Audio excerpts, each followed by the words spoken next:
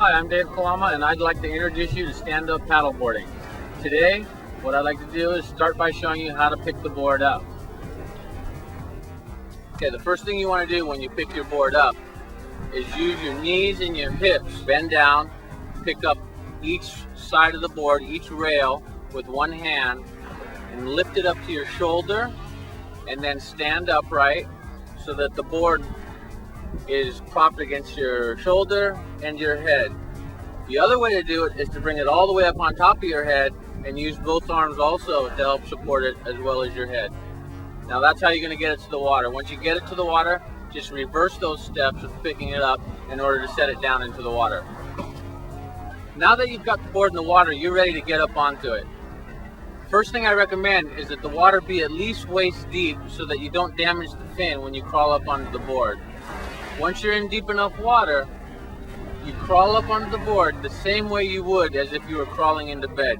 Just slide up over the side of it and align your body with your head towards the nose and your feet towards the tail. Next, what you want to do is get to your feet. Place your hands out in front of you as if you were going to do a push-up and get your knees up under you, or you can go straight to your feet. And in that bent over position while you're on all fours, simply lift your hands up off the deck and begin to stand erect with your feet shoulder width apart and your shoulders and your head pointing towards the nose of the board. Now that you're standing up on your board, use your paddle. Before you even begin to move, learn to use your paddle as a crutch. Stick it directly out to the side of yourself, place it on the surface of the water, and then almost use it as a crutch so that if you lean that way, you push on the paddle and use the blade as a stabilizing tool to help keep yourself balanced. You've got good position on the board now, you're balanced, your knees are slightly bent, and your torso is upright. It's time to start moving. With your paddle in your hand and a firm grip on the top of the paddle, and a firm grip about halfway down the shaft, what you'll want to do is reach out with your lower hand, which is the hand that's on the shaft, place the paddle down into the water, and your first movement is to get the paddle down in.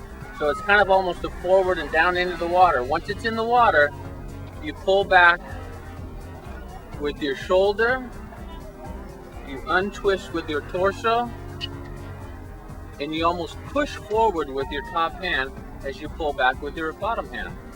Once you get to your feet, you can basically stop pulling the water and just slide the paddle out to the side. Reach forward again, using your shoulder to reach with, turning your torso, and straightening your bottom arm.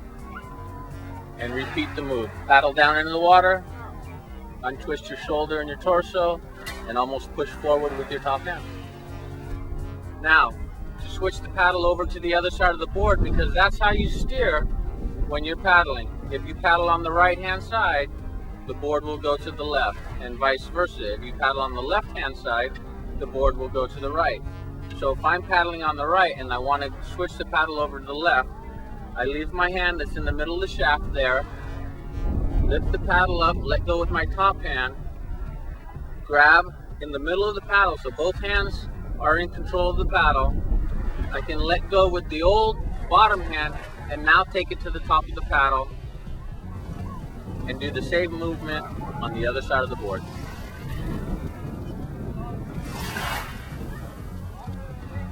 Now that you've learned how to paddle forward, and you know that when you paddle on the left, you go to the right, if you want to turn around in one spot in a tight area, what you can do is actually paddle backwards. And what you do is you put the paddle against your hip and just kind of pry it backwards like this. And if you do 3 strokes on your left backwards, bring the paddle across and do 3 strokes forward on your right. What that will do is drive the board to the left, switch it back to the other side, and do a couple more backward strokes on the left, and that'll pivot you in place to turn your position. Another way to turn around, if you've got a larger area to turn around in is to continually paddle on one side. And the further away from the board you paddle, the more the board will go in the opposite direction. So if I want to turn to my left, I'll paddle very hard or very far away from the board on my right. That will drive me to my left, and vice versa. If I paddle away from the board on my left, it'll cause me to go right.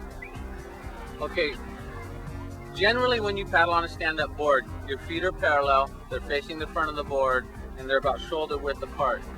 Now there's also another kind of stance, a surfing stance, where you actually have one foot in front of the other, so that if you're riding a wave or you're riding a swell, what you'll do is you'll place, in my case, my left foot towards the nose of the board, and I'll move my right foot back towards the tail.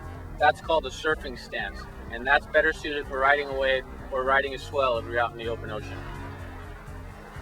Now, I've explained the fact that there's two different kinds of stances. The parallel stance, which you use while you're paddling, and then if you're riding a swell, you can go to your surfing stance, which is one foot forward in front of the other. Now, if you catch a swell or a boat wake, or if you're even out in the surf riding waves, you'll want to go to your surfing stance, and the way you maneuver the board is to put a little more weight on your back foot, which means you're going to be standing further back on the tail of the board. Now, because the board is wider than a normal 9.2 longboard, you're going to have to get more weight out on the rail of the board. So with your back foot, quickly move it towards the rail so that you can pressure the rail of the board to help initiate the turn. The other thing that's helpful in turning is using the paddle. And you'll see in a lot of the high performance wave riding photos, guys actually use their paddles to get themselves all the way to the side of their board and then use the paddle to balance on so that they can get maximum pressure on the rail of the board in order to turn it. Now, if you want to turn back the other way, let's say you've turned right and you want to turn left, you'll want to move your back foot to the other side of the board and use your heel or your toe if you're goofy foot, the other stance, to pressure the opposite rail to turn it back the other direction. In both cases, you can use the paddle to help balance you and get more pressure on the very edge of the board. Okay, I've given you all the tips that you need to get out there and enjoy stand-up paddling. This is one of the most fun things in the world that I've ever come across, and I hope that you have the same fun experience that I do, so go out and enjoy it.